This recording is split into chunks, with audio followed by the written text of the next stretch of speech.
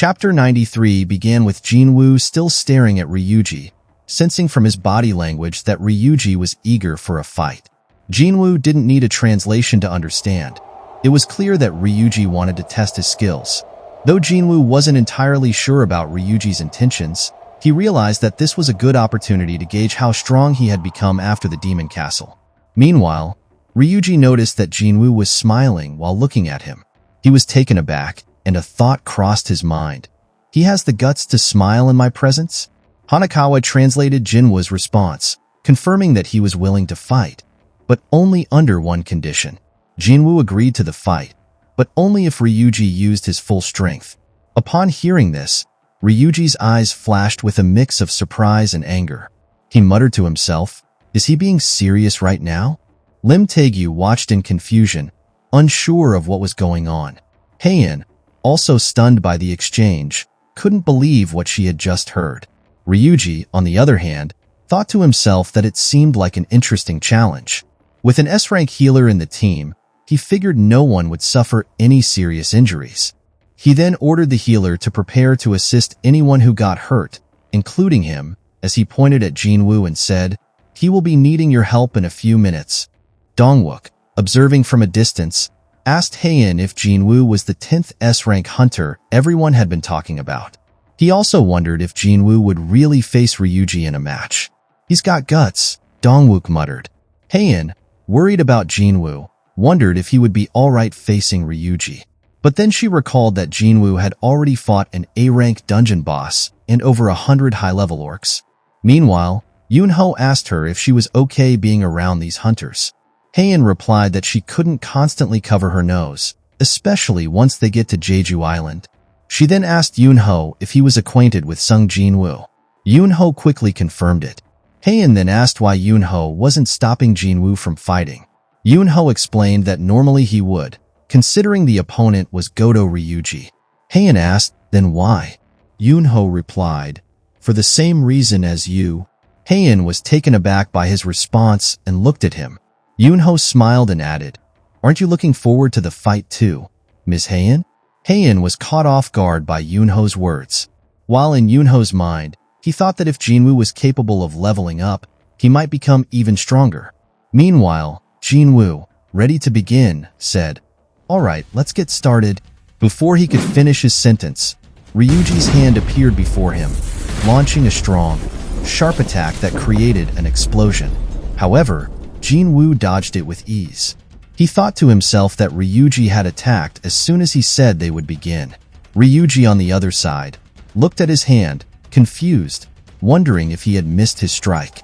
Ryuji thought to himself that if they were saying Jinwoo was indeed a mage-type hunter, he wasn't buying it. His movements were too agile, and his footsteps were silent. "He might be fooling others, but not me," Ryuji added. He was determined to strip away Jinwoo's disguise and expose what he really was. Jinwoo, sensing that Ryuji was a different caliber of S-rank hunter, but on the other hand, he knows that he could still dodge his attacks. Then Ryuji's attacks came one after another, but Jinwoo easily dodged each one, smiling as he did so. Seeing Jinwoo's smile only made Ryuji more furious. Another Japanese hunter, Izawa, asked Kenzo if it was time to stop them, but Kenzo replied that it seemed like Ryuji was taking the fight seriously. Lim Taegyu commented on how terrifying their attacks were, noting that even his eyes could barely track their movements. Dongwook observed that, despite facing one of Japan's strongest hunters, Jinwoo was managing to avoid all of Ryuji's attacks, which was an impressive feat in itself. In Heian's mind, however, Jinwoo wasn't just hanging in there. He was allowing Ryuji to attack over and over. Zhang Yin, seeing the match, commented that it looked like an exciting fight had unfolded while he was out for a smoke. As Ryuji continued to attack, he wondered if Jinwoo was just lucky as he dodges all his attacks, or if there was something more to him. He realized that unless he went all out, he might not land a hit. Determined, Ryuji decided to go all in and kill Jinwoo. In that moment, Jinwoo's system alerted him to an enemy nearby with murderous intent. Jinwoo noticed a cut on his cheek as Ryuji released another devastating strike. The impact sent shockwaves through the air. Ryuji was taken aback when he found his hand suddenly caught by Jinwoo.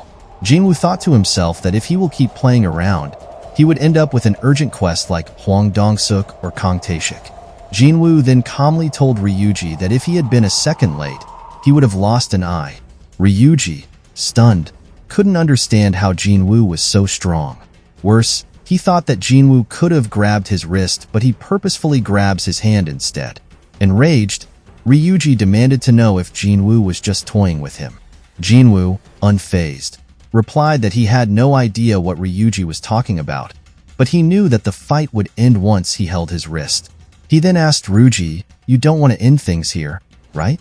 The two locked eyes, and both released powerful auras, as if they were about to finish each other off. The hunters watching were taken aback by what they were witnessing. As they nearly charged at each other, Yunho and Heian intervened, stopping Jinwoo. On the other side, Hoshino held Ryuji back. Kei created an ice wall between them to forcibly halt the match before things escalated any further. Yunho, now in control, told Jinwoo that the fight had gone too far and that Ryuji was in charge of leading the Japanese in the coming days. Heian added that no one would handle the consequences if something happened to Ryuji. Yunho then instructed Hanakawa to call it a day, as the sparring session had gotten too heated. Hanakawa agreed. Once everything calmed down, Yunho asked Jinwoo if he had overstepped any boundaries. Jinwoo shook his head and smiled, reassuring him that it was fine. Dongwook, impressed, praised Jinwoo for his performance against the mighty Goto Ryuji, noting that he only had a cut on his cheek. He also mentioned that Jinwoo had a great build and that his guild was full of mages but lacked fighters. Dongwook asked Jinwoo if he would consider joining them if he didn't have a guild of his own. From afar, Jongin overheard and commented that Jinwoo was a mage-type hunter. Dongwook was seen in shock as he heard this. Jinwoo then reflected that he had gotten a bit too excited. He thought to himself that he had now had close encounters with figures like Chairman Go, Choi Jong-in, Cha Hae-in, Baek Yunho, and now Goto Ryuji.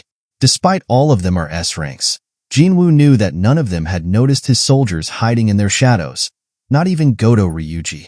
Suddenly, Jinwoo called out to Chairman Go, asking if he was asking him to participate in the Jeju Island raid. Chairman Go, taken aback, realized that Jinwoo had made his decision. The chapter ended with Hanakawa, concerned, calling Goto Ryuji's name as she saw the S-rank hunter, clearly terrified and drenched in sweat after the match with Jinwoo.